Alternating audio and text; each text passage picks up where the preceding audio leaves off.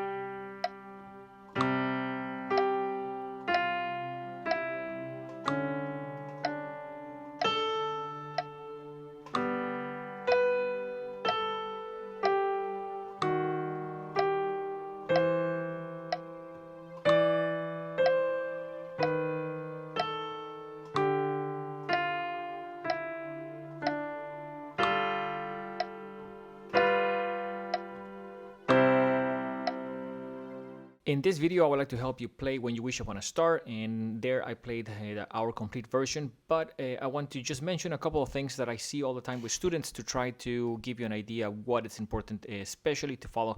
I don't think it's a super complicated one, but I see people struggling on almost the same places. So the first thing is make sure that you follow the numbers that I played there with. You want to start with 5 here, then do finger 2 on this black note, which is a D flat, then 1 on D, and then probably 5 on that A. So like this,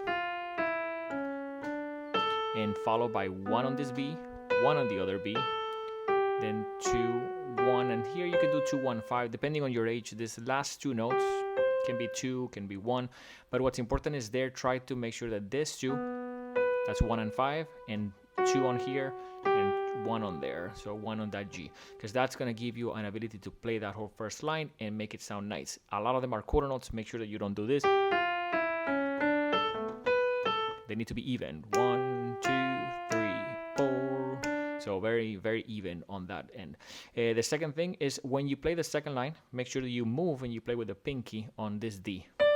You're going to run out of fingers all the way down, and then do 3, 2, 1, 5 on A, 1 on this low B, and 2 Gs.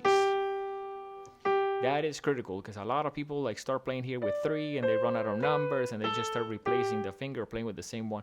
It's not gonna sound that pretty. So let me also mention that when you play here the bottom, the end, you want to do 1 and 3, 1 and 4, and then 1 and 5. So that's for the F A, F B, and then E C. So make sure that you do it that way because that's going to make it also a lot easier. For the left hand, I have a couple of tips. You want to play fingers 5 and 1 for the first notes. Pretty much stay in C position, finger 4 on D, and finger 1 on this G. Now, right after that, you're going to have a E flat with finger 3, and I would say E flat, a regular E with finger 3 as well. So then we're going to have 3 on E for the second line, 4 on E flat, and probably 5 on D.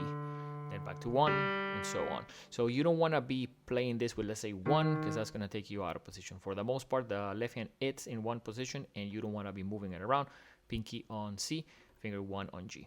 So hopefully with that, you can play it correctly. Try to play it with the beginning, where I played it there with the metronome. You definitely want to make it even. You can even slow it down or speed it up in the settings of this video to help you get that pacing. And the last thing, and I see a lot of people doing this, the hands don't start together. So it's not... It's left hand first, because we have a rest, and then right hand. So with those tips, I think it's should be good to get it to sound the way that it is, and definitely listen to an original recording so you have an idea how it sounds, because it's a beautiful melody and a really well put together piece.